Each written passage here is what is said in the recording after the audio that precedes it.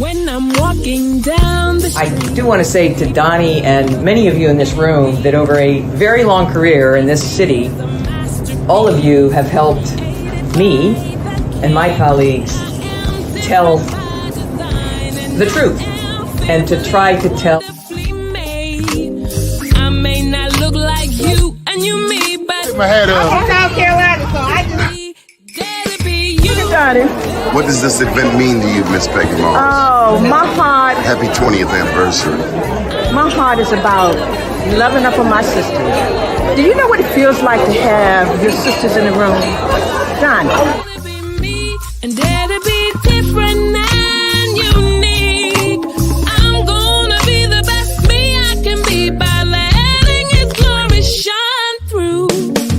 I am beautiful, I am blessed, but not just what you see in the flesh. I'm free from people, free from myself. There's The doctor lived next door to the janitor, to the reverend, and the lawyer. We were together. Now we get so high and mighty that you create stress for your society because you don't like poor black folks either. That's a health problem.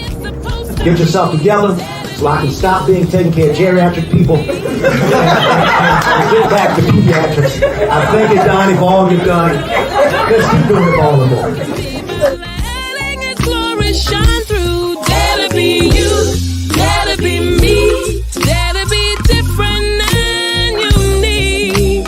I'm gonna be the best me I can be by letting His glory shine through.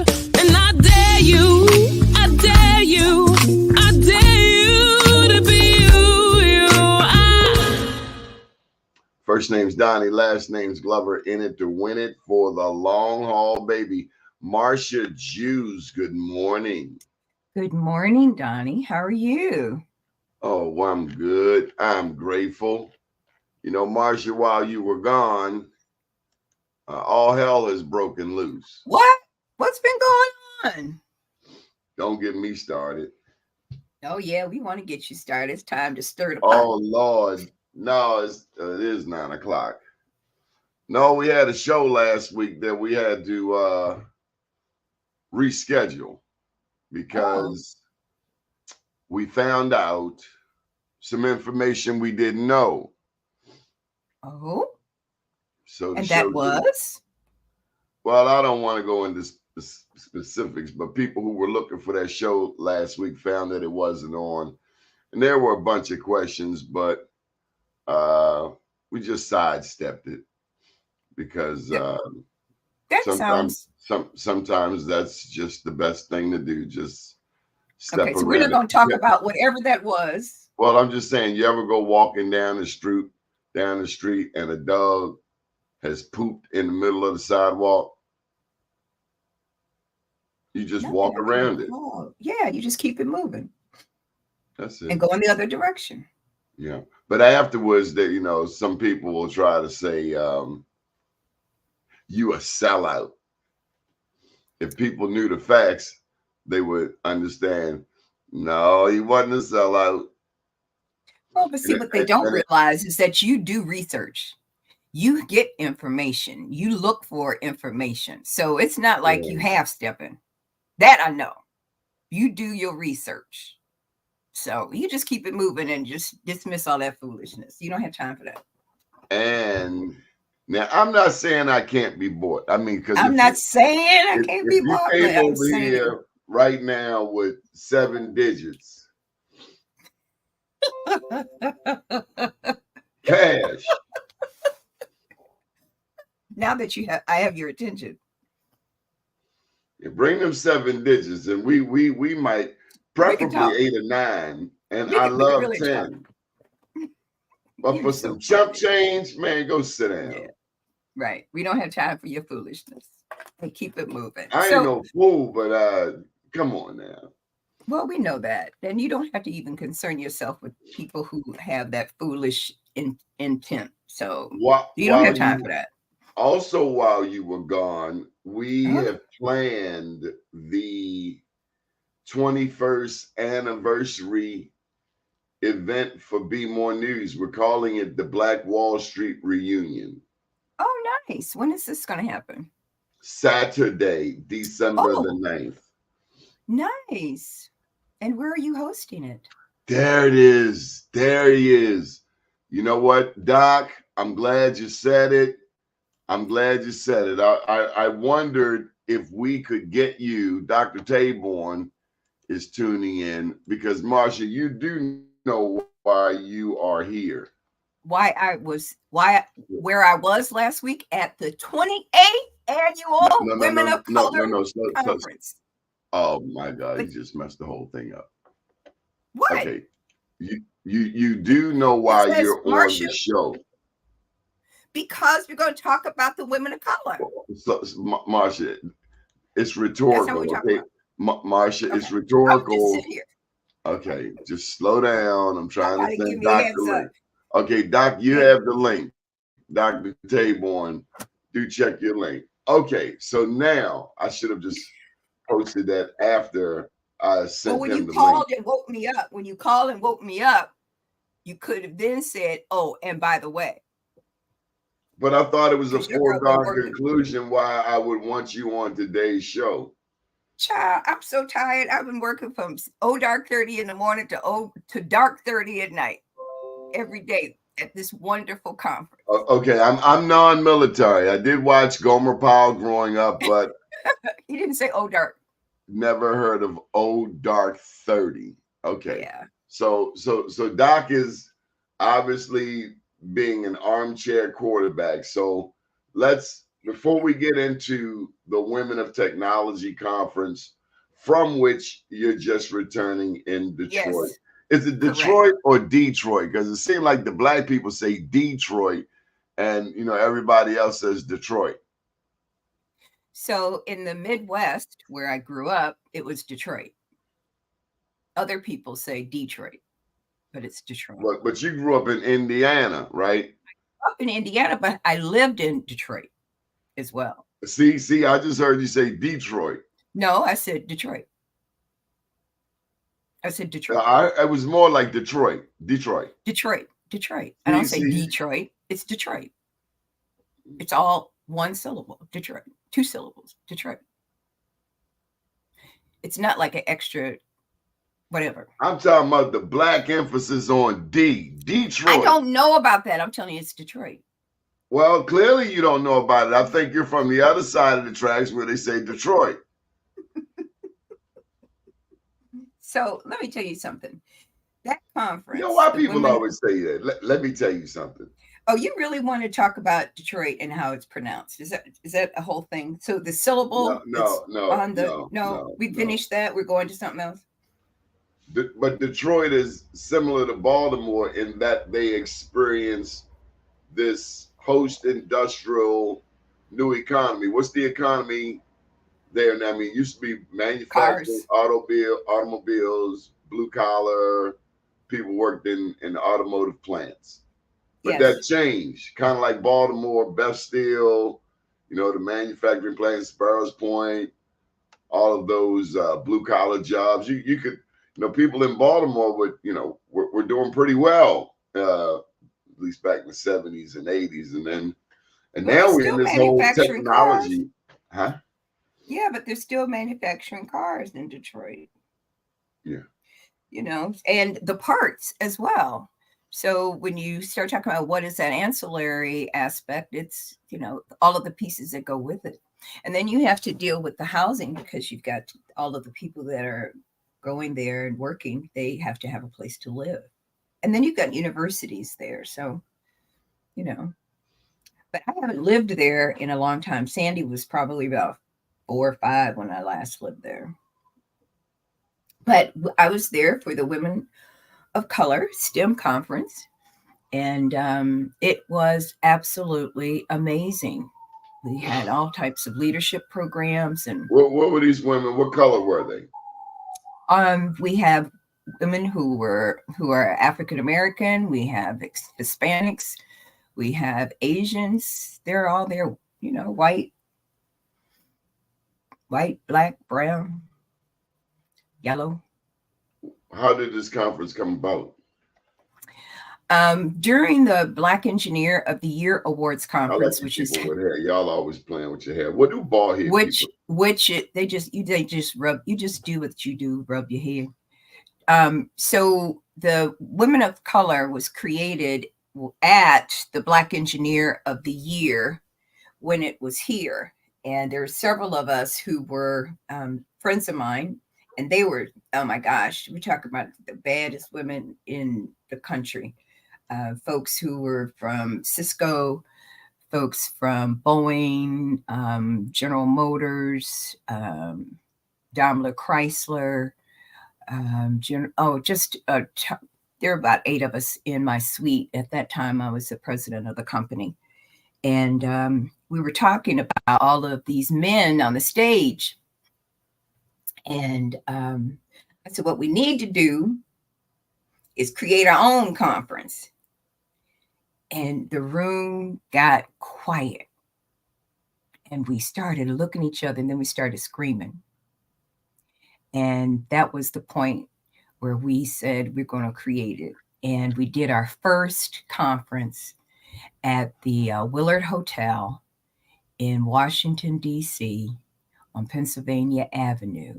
We committed to 100 people, but there were people lined up trying to get in to attend.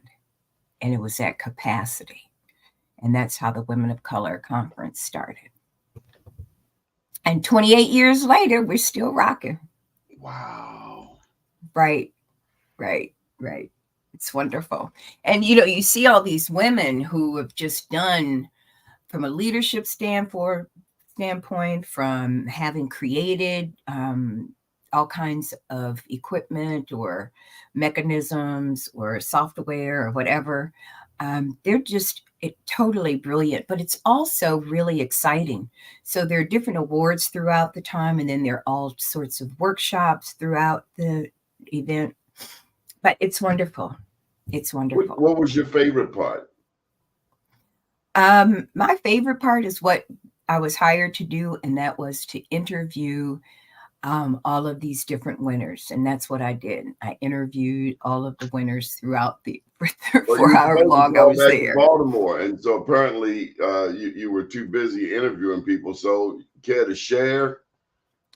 Share what? I didn't hear you. What did you say? I was being sarcastic. I said that we were expecting to hear from you while you were out there, but apparently you were too busy. So would you care to share here what you would have shared there?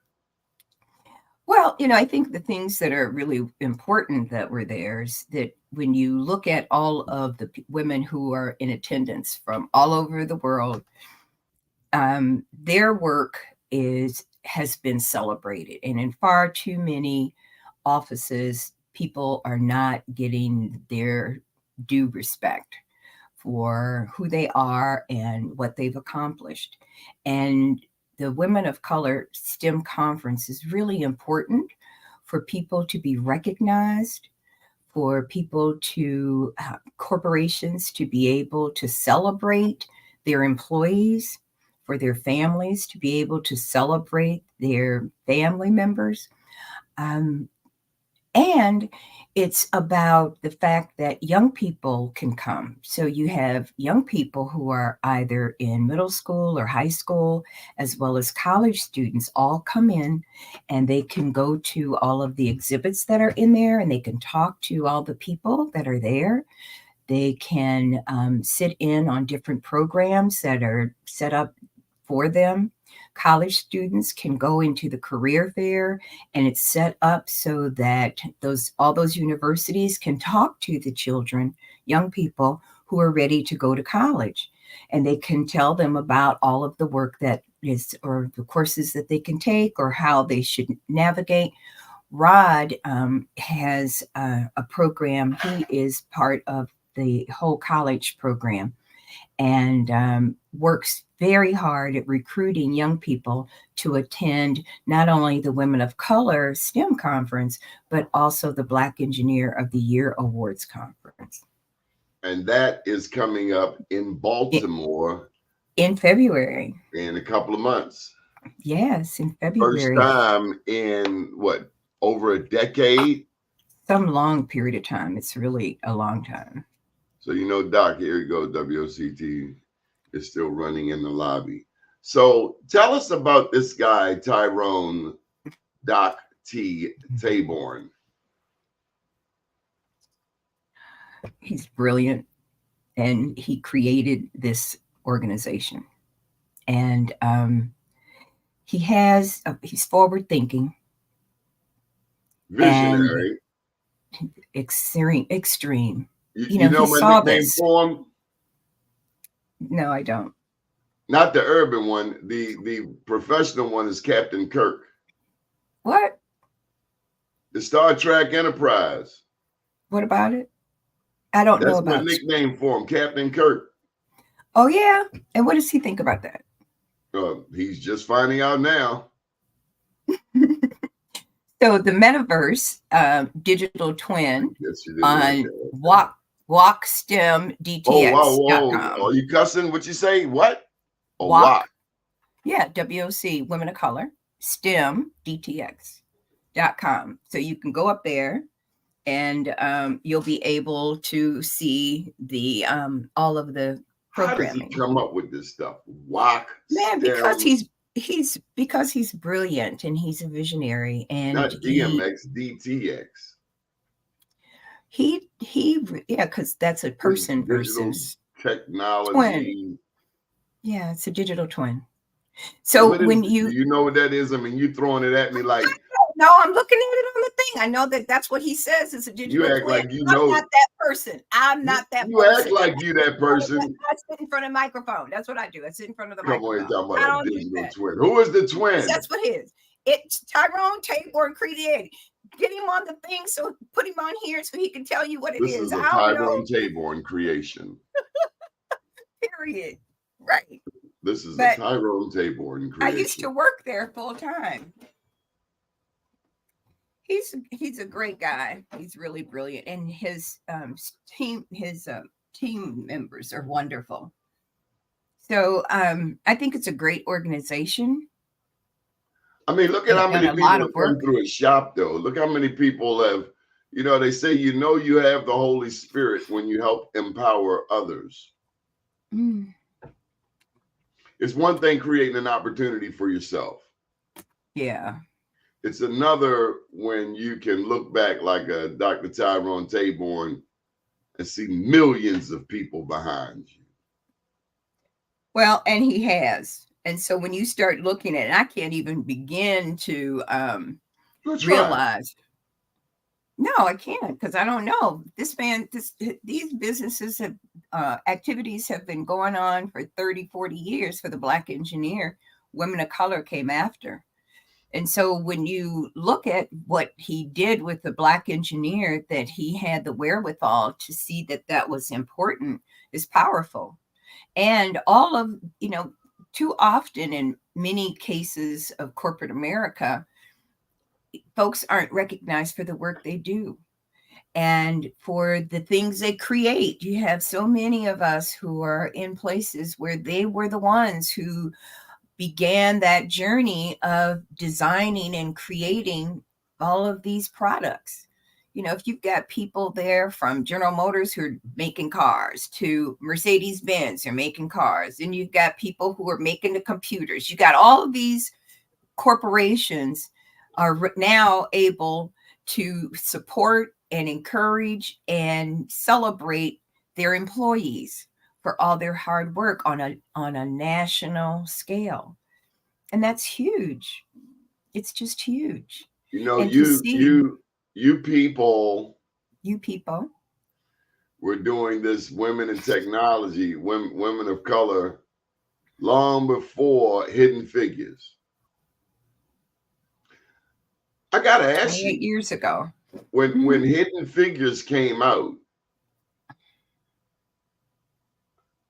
what did you think? Did you think like, wow, the rest of the world is finally catching up with what women of color and Baya have been doing for years? 28 years, that's a long time, Marsha.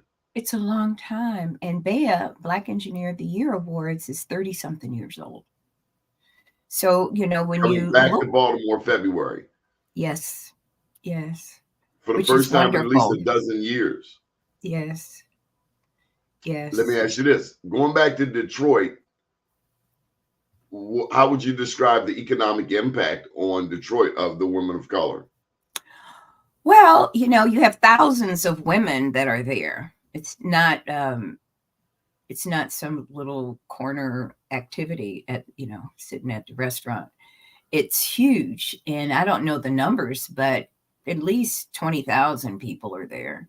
I don't know that data, but you've got all of those rooms are full for all the banquets and the meetings In the and middle of whatever. a pandemic in October, and you know, wow.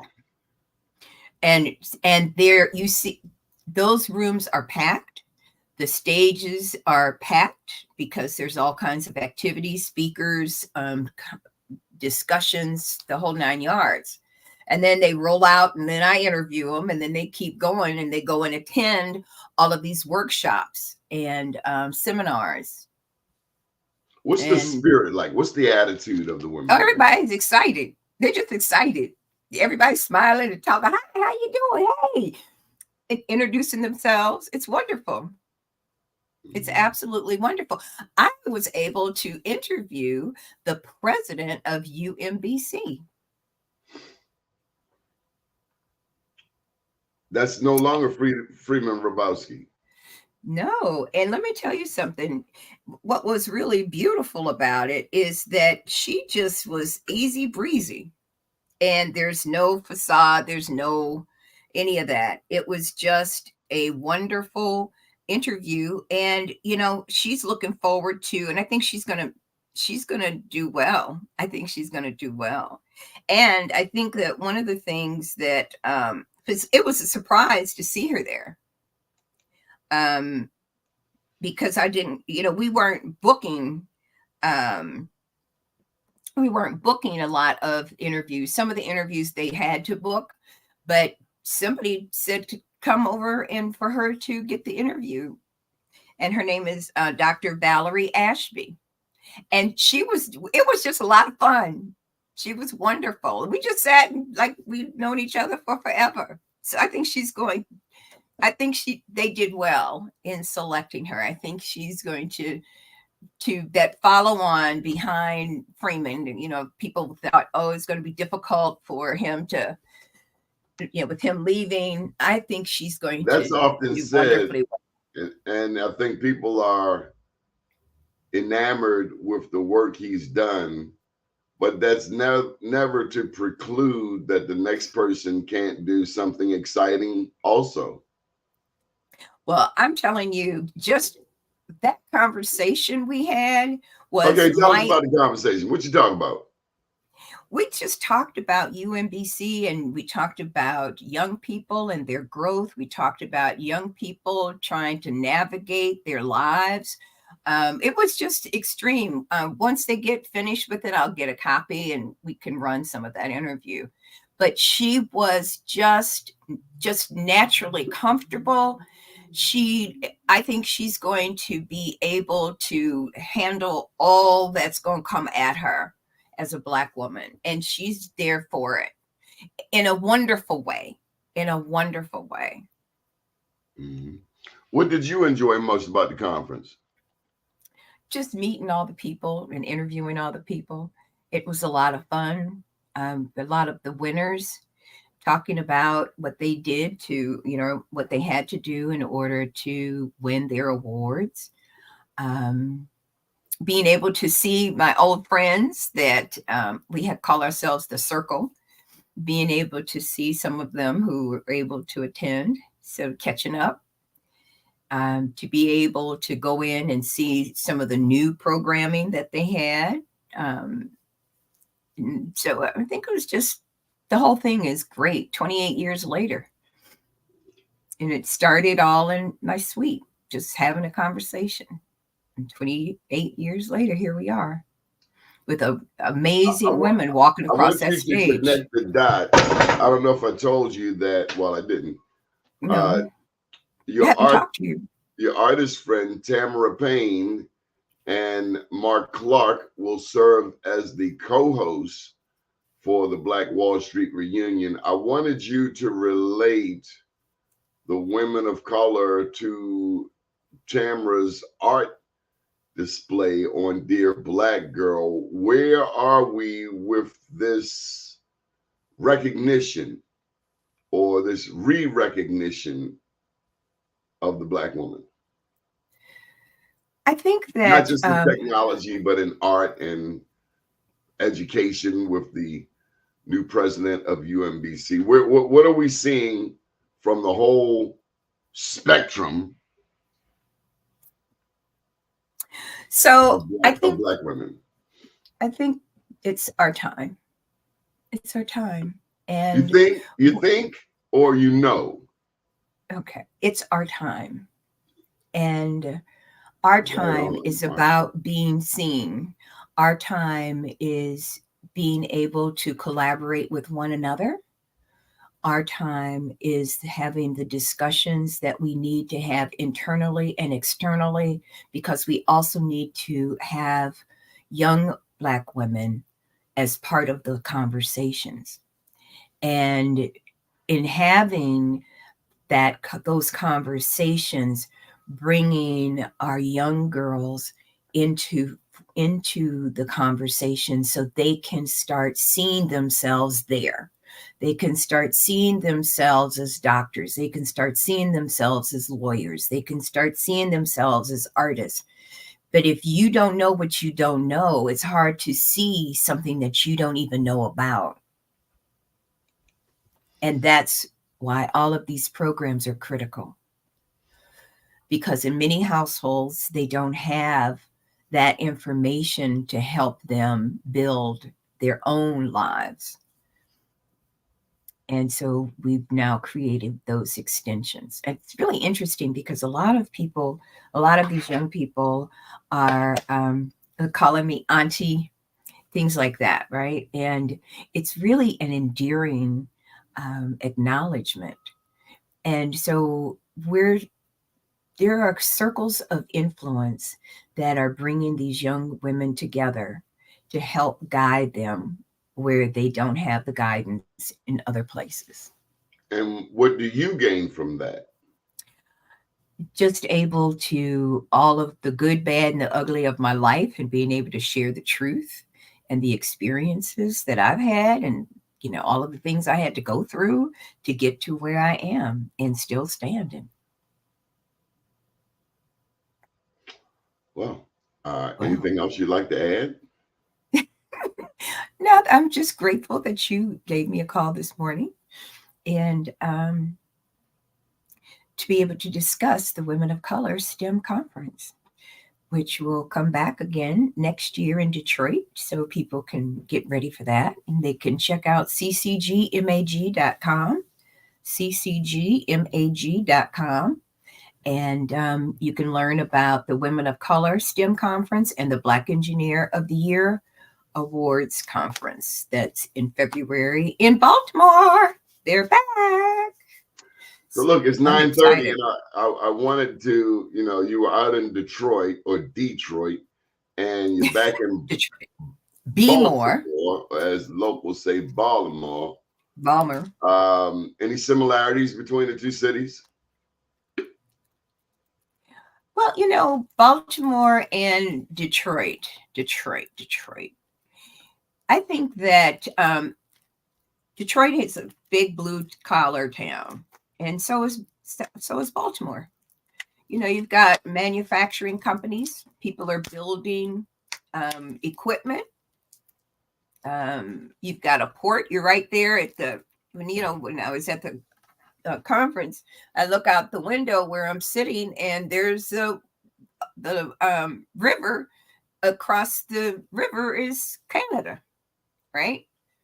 And so when you look at how we're dealing with that exporting and importing, well, we've got a port ourselves. We've got ships coming in from all over the world here in Baltimore. So there's this blue collar thing happening here and in there.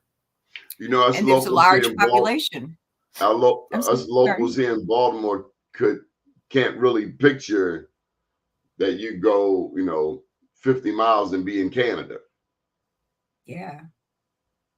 You can go shopping in Canada. What's over that? That's Yeah, near you Toronto. actually can get on a boat and just go across the river as well. And how that opens one's mind up to the possibilities. Right. All you need to do is to enter. Especially being in Baltimore, where people won't leave East Baltimore, go to West, or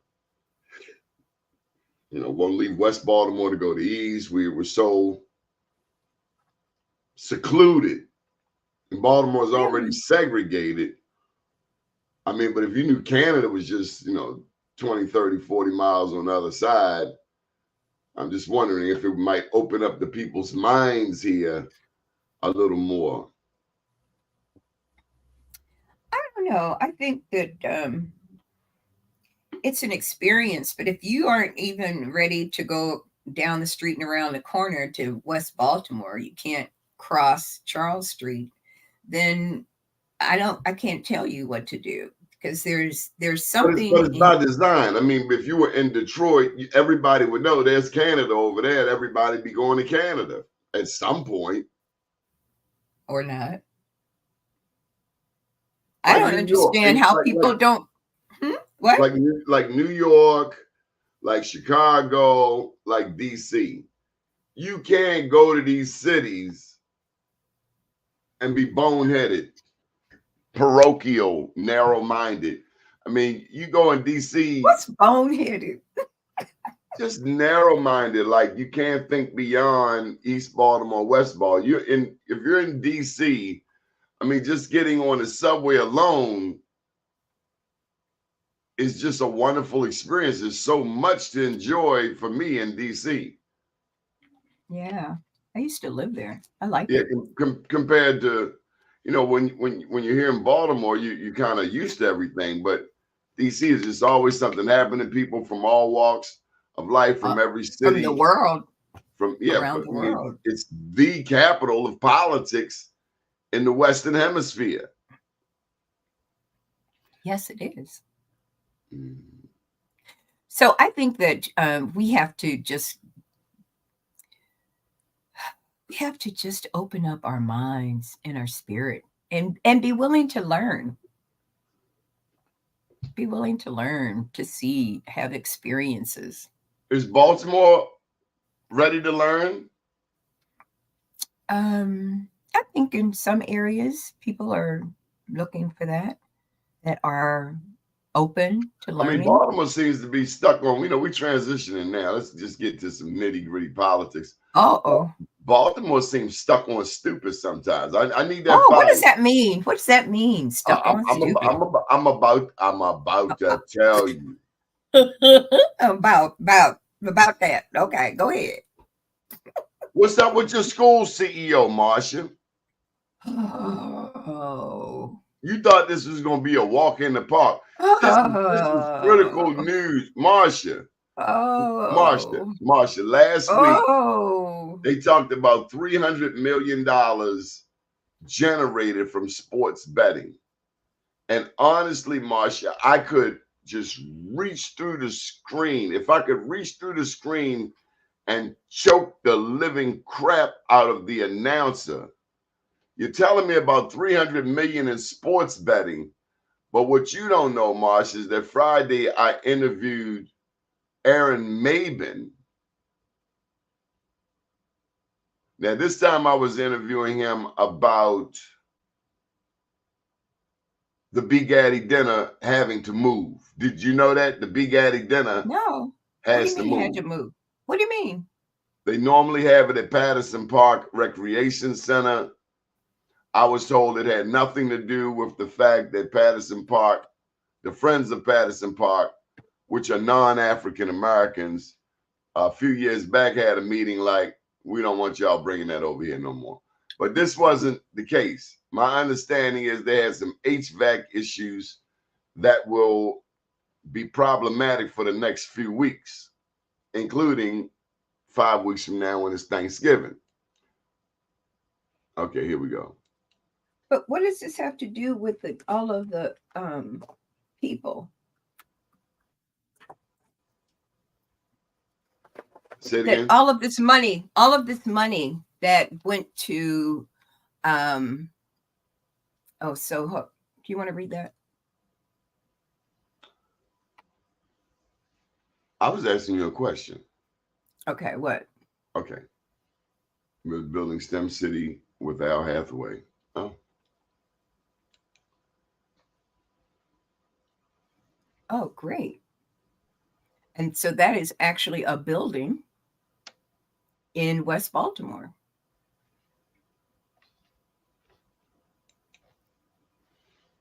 That's why we're coming back home, to build the next generation and give them hope in STEM.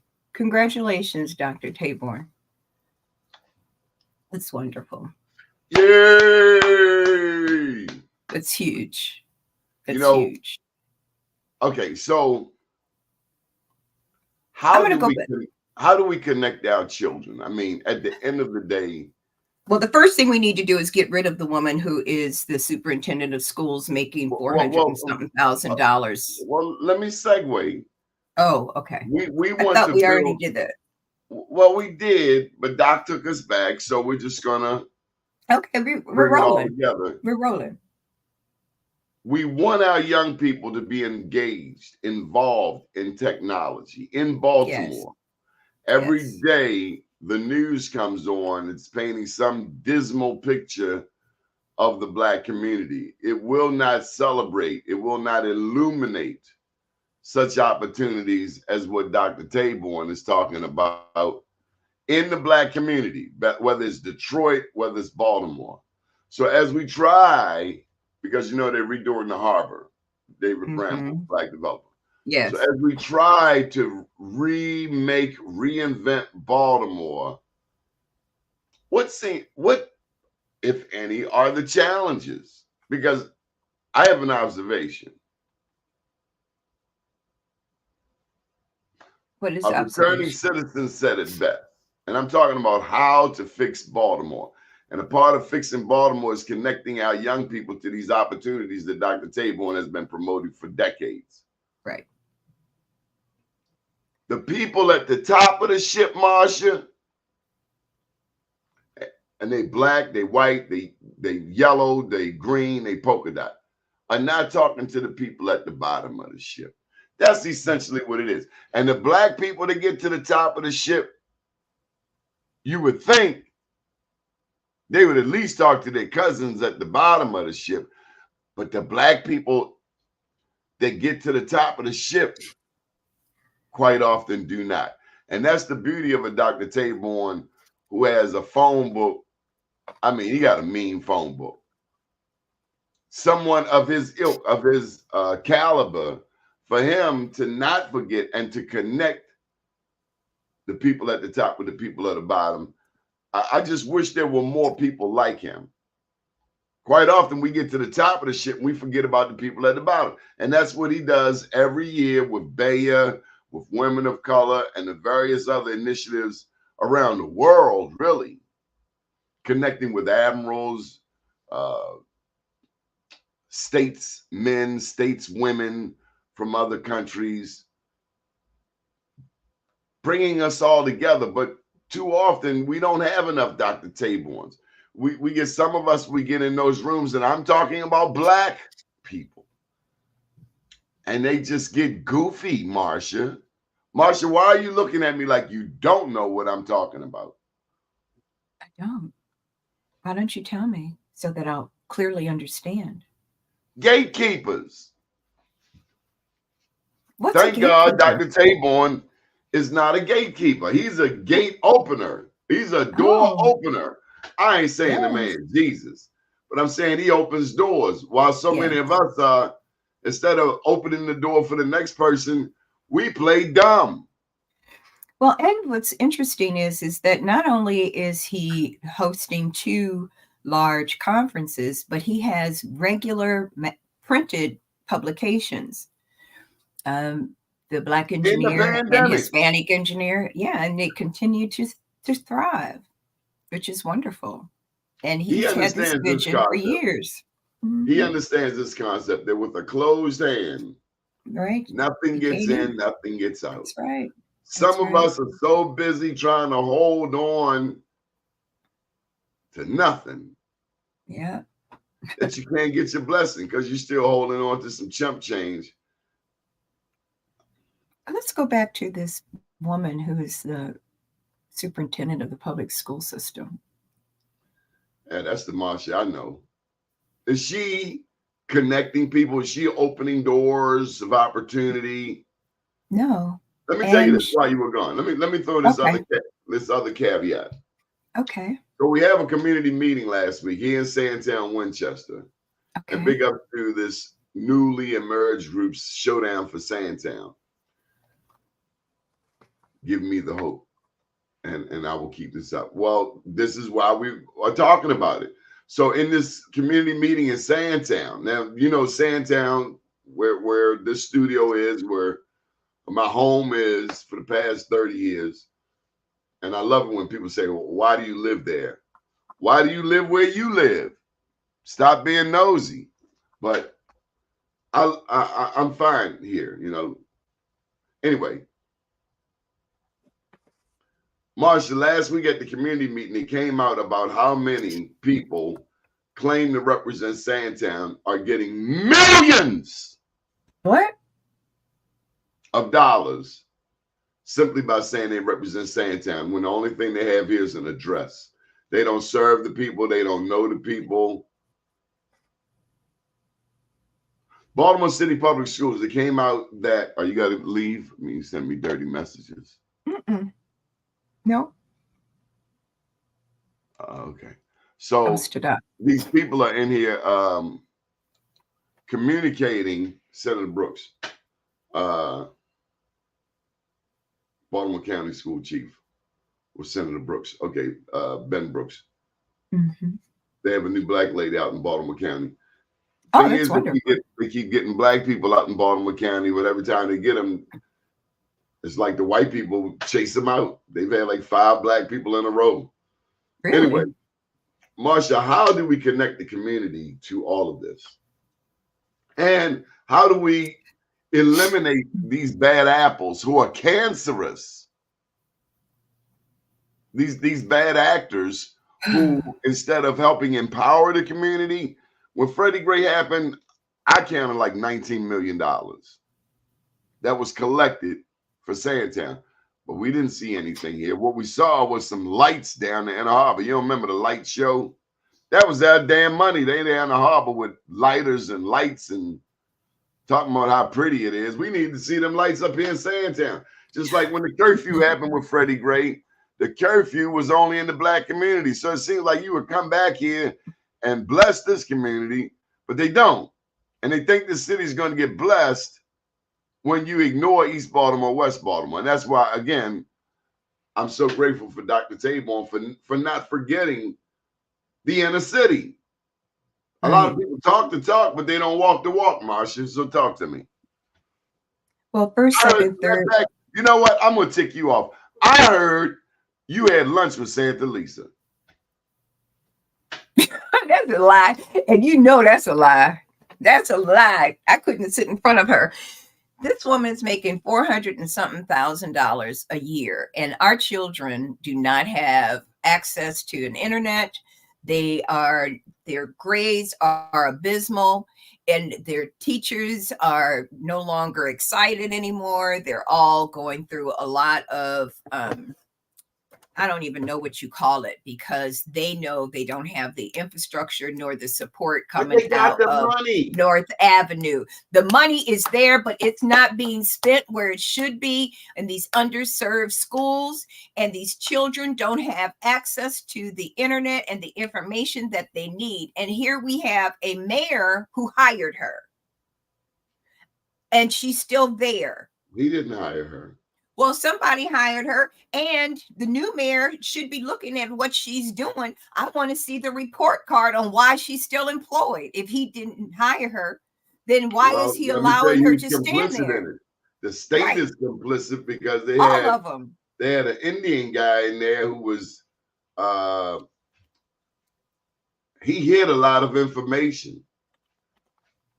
he on his cell phone, they Fox, and I'm not a fan per se of Fox, right? But they, you know what people talk about? Let me tell you, you know what the number one thing people talk about in Baltimore? The number What's one that? thing people talk about as it relates to Fox TV, Mackenzie Frost. I don't know who that is. That's the young white lady reporter who's always in Brandon's face like a pit bull. Well, I want to know why Brandon still has her as mayor, as the superintendent of schools, and she should be unemployed right now. And it's terrible it's terrible that she is allowing all of this to happen, and the mayor has allowed all of this to happen. The kids, their schools are abysmal. Half of them don't have heat half of the time. They don't have the curriculum. They don't have computers at home. It's horrible. It's just horrible. It wasn't long ago that I remember Terrence Dixon from Terra Cafe actually went to a school, climbed in the dumpster, and pulled out brand new books that they were throwing away. What? What do you mean? Hundreds of books. What do you mean? He asked the principal, could he have them since you're throwing them away? They said no, and they put him in the dumpster, and he had to climb in the dumpster. He climbed in the dumpster, he brought the books back, and he gave them away to people. I'll never forget the story. All kinds of mayhem. And then you look at these schools, 11 schools without air, without heat. But the state tells me about $1 billion going to the Orioles, to the Ravens. Let me tell you something. Well, isn't that the governor? Who's the governor? Yeah, it is the governor. You better watch black people when they say, let me tell you something. Who's the governor? Let me tell you something. When you hear black people say, let me tell you something, that means they got something to say. Okay, I'll listen. Let me tell you something. These people are playing with our children's lives. Period. And it's criminal. It's criminal. And we act like every day, like it's normal. We've normalized. You know, they want to tell me about the Middle East. Let me tell you about the Middle East in Baltimore. Right here. Let me tell you about not the West Bank, but the West Side. Right here. Let me tell you about a Hurricane Katrina every day. All day long. But nobody sees nothing because it's black people, and it's been normalized. And you have black people in leadership, quote unquote, that are not leaders. I'll tell you somebody that'll burn it up. Hey, Jason, why don't you come on in here and make this announcement? Oh, Jason's probably at the station. But Jason, there's the link. You can come on in if you like. So Yolanda Pulley's announcing her run for mayor this Friday at Simmons Memorial. That's right there on historic Pennsylvania Avenue, a block from Penn North. Let me ask you, has Penn North changed since Freddie Gray? So all of the politicians at Penn North, 8 years ago, 2015, 8 years ago. Wow. You know what you see when you go past Penn North? People nodding. Yeah. Not a good look. Not attractive. Or nodding, sitting on the ground, trying to hold up, have that building holding them up. With the police right there sitting comfortably in the car, checking his TikTok. Yeah. Period. Oh, Lord. And they could care less. All right. All right, Marsha. We're about to kick you out of here because you just ain't bringing the fire this morning. I just knew that once I said your best friend's name, you were just going to go through the roof. But you must be just really enjoying yourself with your after. If you recall, sir. Hi, Jason. She is boring this morning. And Jason, he just don't act like I've been working like a Hebrew slave for the last 7 days, and he woke me up. Queen. Dial that number, waking me up. We know the amazing work that you do, Miss Shoes. We know the amazing work that you do. So we know you're always busy. You're a busy bee in around the state actually, and in other different cities. So, but Doni, thank you for the opportunity just to come on and invite everyone. This is going to be historic because to me, Yolanda represents a candidate that I know is of the grassroots and is going to do right by the people and not by the special interest. And I think that's what's going to make her different, but it's also going to make her a target because the special interest groups are going to try to keep their positioning within inside City Hall and within inside the City Council. But we have to change the dynamics in our city. You're exactly right. I was there during the uprising in the Penn North community during Freddie Gray. I always say that an uprising is a failed revolution. That's all it is. And Aristotle once said that poverty is the parent to crime and revolution. And that's what was happening in that community. That community's been impoverished for so many years. Promises have been made for so many years.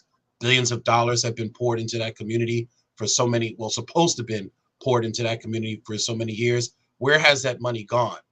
How come there hasn't been an audit in reference to that money that was supposed to come out of the federal government and the state that was supposed to infuse that whole Penn North community? So these are some of the things that we're going to be tackling, I know, during her administration, as well as, really trying to resolve some of the issues and hold the history of this city accountable for what has happened. I can't throw all the platform out there because like the rappers used to say back in the day, there's some beat biters out there.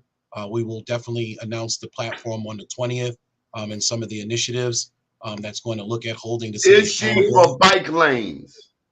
Oh, but she's actually been at several meetings and has actually chastised the Department of Transportation against bike lanes. She thinks that it's a waste of time. Who are these people that come put a damn, you know what? It ain't more than the bike lanes. It's them little damn plastic sticks.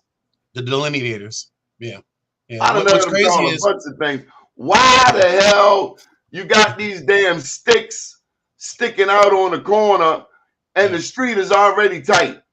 Yeah. What idiot? What idiot does this? Who does this? Yeah, we haven't even had a big snow yet. I'm waiting for the big snow to come in and our snow plows. I want to take all them damn sticks and just hit Ryan Dorsey straight upside his damn head with them little plastic sticks that are poking out. It's bad enough you trying to look around and trying to see, and you got these damn little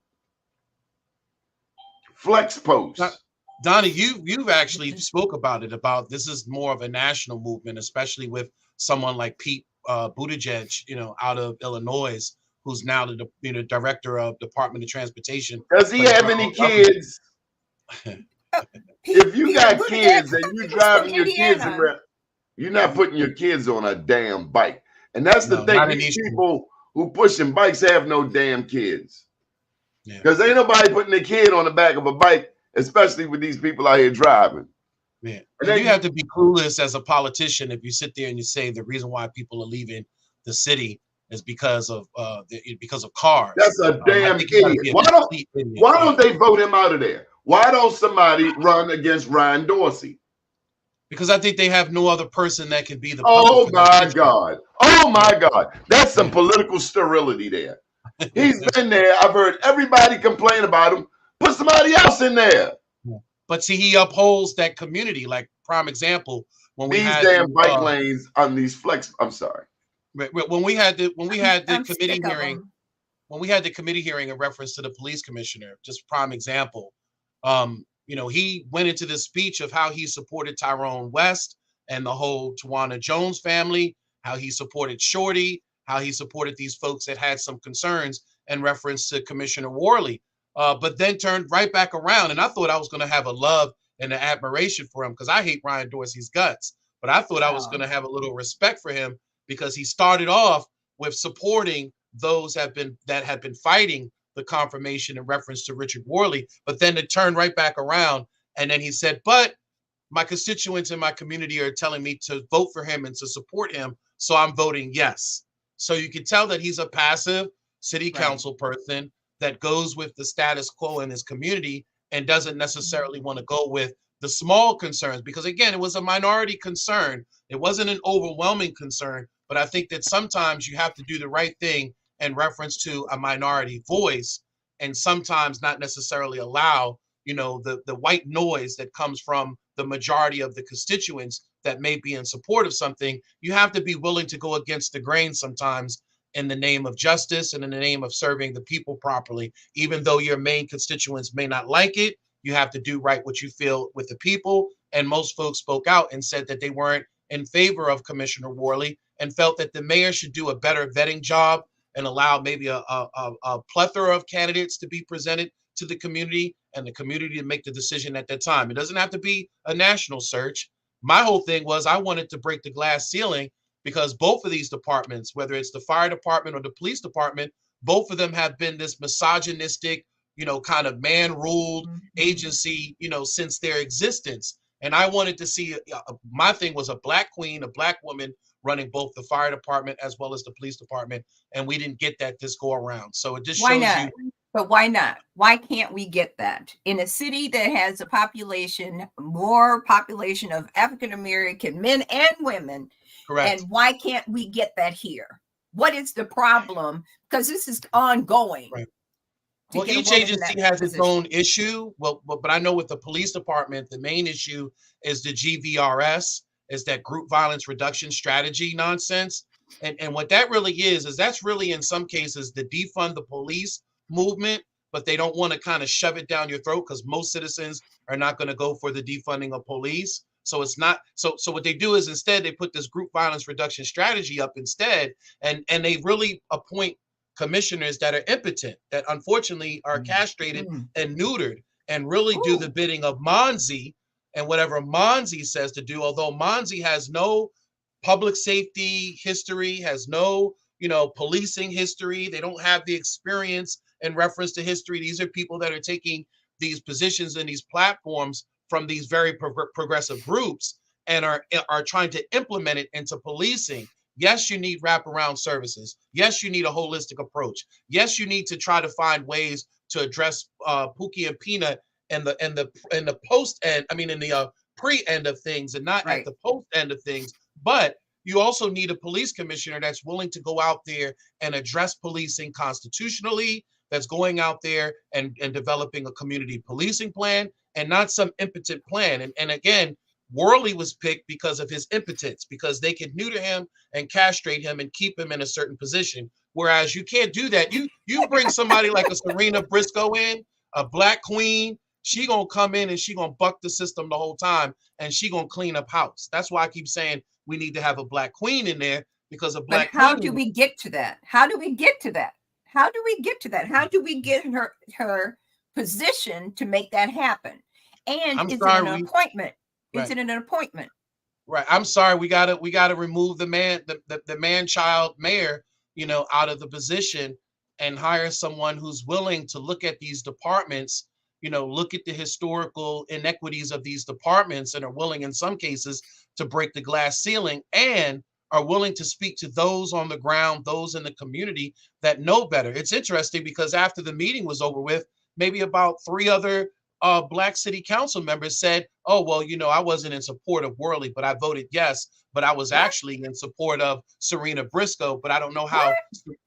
I swear to you, if may a lightning bolt come from the heavens and take me out now. I'm telling you that I was told by 3 particular Black city council members that they were not in support of Worley, that they had many reservations in reference to Worley, concerns about Worley, and that their choice was technically the majority of them wanted to see Serena Briscoe, but didn't know how Serena Briscoe would necessarily adapt to coming back to the police department after all the things that have been kind of done to her, to be, because she's been pushed out.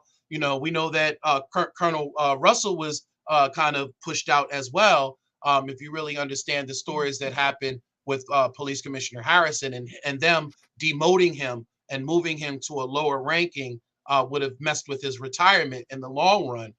So that it was a forceful way of removing Reverend Russell out of the position. So unfortunately, there have been these attacks on higher level folks that had a clear understanding of the community, that had a relationship with the streets, that had a relationship with the community associations and the neighborhoods. It was an attack in some cases to remove those, because some of the policies that were coming down through Commissioner Harrison weren't policies that they were just going to get along and go along with. It's unfortunate, but the only way that we can really change those dynamics, and look, Ms. Hughes, to me, this is an insult to those men and women that serve within a department, because you have Worley that wasn't even a resident. You have the fire chief that wasn't even a resident. He lives in Pennsylvania. To me, the men and women that serve with valor and candor and honor and respect and pay the prices of having their family members living here, raising their children here in this city, to me, it was a disrespect to them, because you were willing to make exceptions. You were willing to go around the rules to bring folks in that really are not stakeholders in our community, But if they're not stakeholders, well, go ahead, Donnie, chime in. No, I just wanted to say we've gone over. Any final thoughts, Jason? No, I just hope that everyone comes out and again supports Yolanda Pulley for mayor in this run, and get somebody in office that will have an open door policy, kind of like in the spirit of the late great Frank M. Conaway Sr. Talked about taking the doors off of City Hall. We're going to take the doors off City Hall and allow the people to have access to City Hall and not the special interest. Any particular reason why she chose Simmons Memorial Baptist Church? Because we watched that church serve that community for so many years. Even when the incident with Freddie Gray, that church was still instrumental in being on the ground and serving. And they have very little resources, but they do everything from, they have the AA program, they feed the community, they give place of worship and sanctuary for the community, and they continue to outreach and engage in the community. So we felt that it was instrumental to do it in the 21217. That's still been truly impacted by impoverishment, crime, drugs, and more. So it's time to clean up our neighborhood. Yes, it's time. Past time. Thank you so much for having me join you today. And Jason, your words are wonderful, and we need to follow up with you more often to learn more about what's going on. Thank you. Thank you both. Good morning, world.